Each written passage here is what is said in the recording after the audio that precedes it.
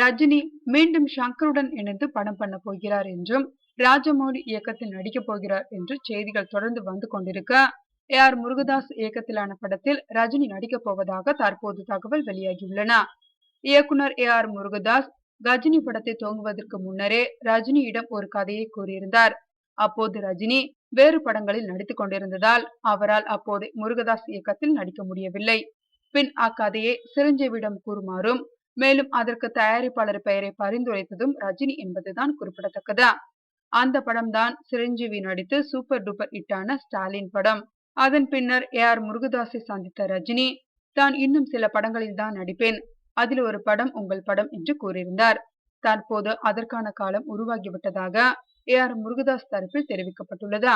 விரைவில் இதற்கான அதிகாரப்பூர்வ அறிவிப்பு வெளியாகும் என்றும் எதிர்பார்க்கப்படுகிறது.